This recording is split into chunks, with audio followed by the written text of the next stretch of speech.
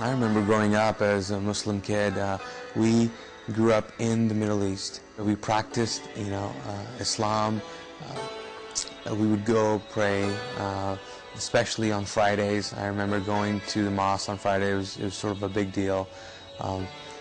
We practiced 5 times a day as well, and so everything that we did was pretty much centered around our beliefs. And I remember growing up in that culture, wanting a relationship with God, but knowing that this was it, that this was the religion that you go through, that Allah was the God that I served, and that Muhammad was his prophet. And the way to reaching Allah was to follow the teachings of Islam and follow the sayings of Muhammad, which are the hadiths. Growing up, I was used to Hindus, Sikhs, even Christians, Catholics. I had friends who were Hindus, close friends, and so we talked about religion, but pretty much I'd settled in my mind that since I was born and raised a Muslim, I would always remain a Muslim. I'd heard about Jesus and sort of the gospel and what he did, but I was really not interested because to me at the time Islam was not just a religion, it was sort of a nationality. That's who I was, and so it would be ridiculous for me to even consider changing my nationality, even though I did have reservations about certain teachings. The thing about Islam is that it really discourages questions.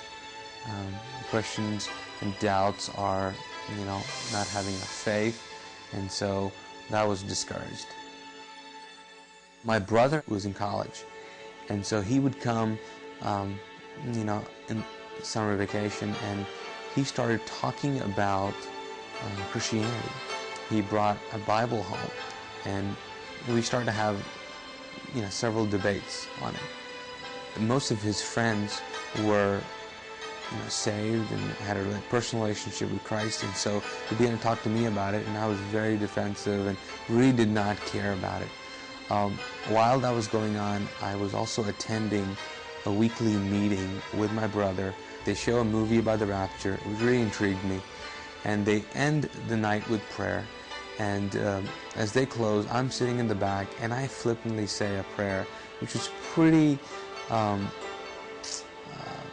don't know, bold, maybe ignorant, and arrogant. I pretty much said, listen, I don't know if you're really true, or I don't even believe this garbage, but if you're so true, why don't you just come down and show me?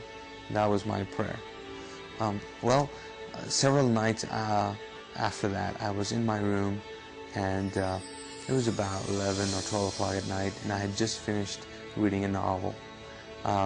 And put the book down and just stretched on my bed.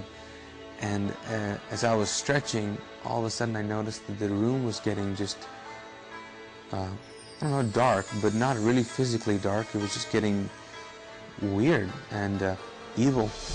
And I was like, what's going on? And as I'm thinking these thoughts, something grabs me from my shoulders and drags me and pins me to my pillow.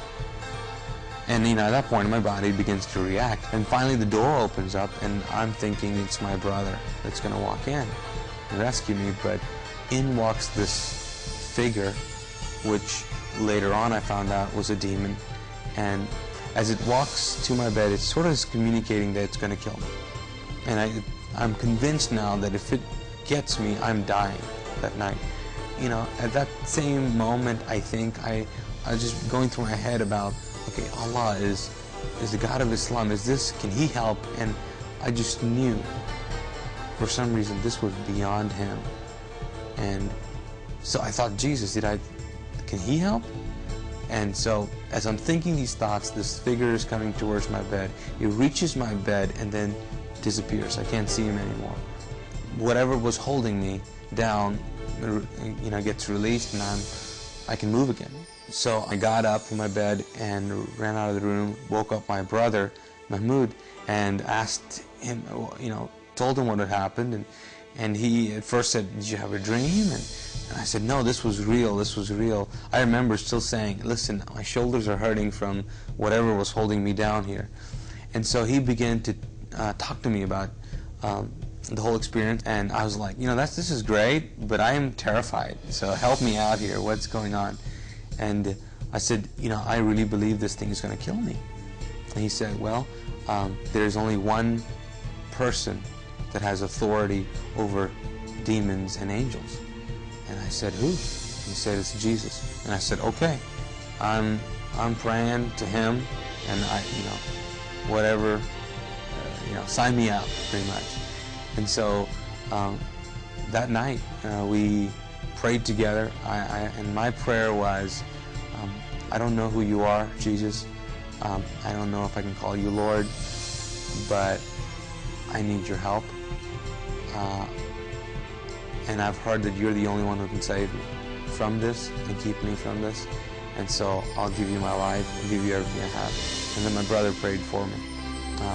And so after the prayer, felt better, but not, totally well. And so he said, okay, well, we'll see you in the morning, And my thought was, move over because I'm sleeping with you tonight.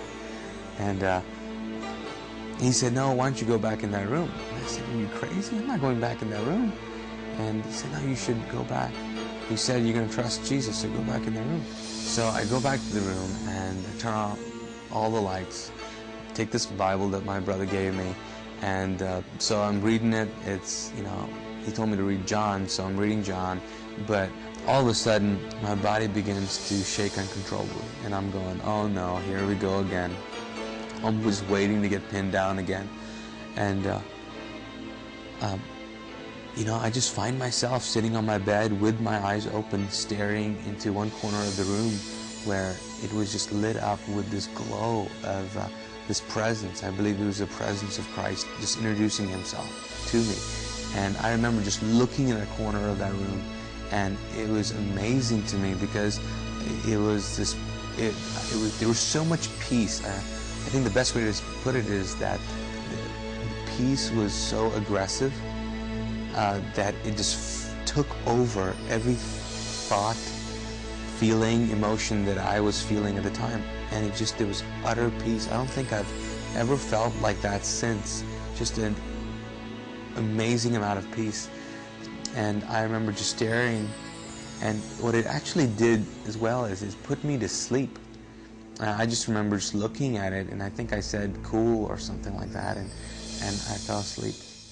After that night, I didn't know what to do. I knew that I had just experienced Christ, and so I remember having conversations with my brother about salvation, and saying going through the Romans road, or the prayer which talks about believing and accepting and confessing that Jesus is Christ, Lord, and so we kind of did that together. And then I remember even on TV when I would watch shows and they would talk about accepting Christ, I would do it again. So I think I've prayed the salvation prayer about 10 times or so. Just wanted to make sure. But it's radically changed my life. I think my life has been different, but my thoughts have been different now too. My views on God have radically changed. In the past, God was a far-off God in Islam. Not really relational. You kind of just did the deeds, and you're in hope for the best. Even now, if you ask a Muslim, if he's going to heaven, he would say he doesn't know. It all depends. And they just say, inshallah, which means God's will, by God's grace, will happen. And but now it's very different. I know I have the assurance of faith now. Before, I thought that you had to do a certain amount of things to get closer to God. Now, I cannot get any closer to God. Now, my intimacy with God can grow, and my love for Him can grow, but as far as he's concerned, he's as close to me as he's going to get. I think that people long to be intimate and long to have people to know them and really know them. And it is amazing to see a God who really knows you and who can be so intimate with you and give you a purpose. I think the biggest thing for me has been the fact that since I've met Christ, I have found what I have been created for. I have found a purpose. And I know that the purpose of life now is to get as many people to experience the love that He has.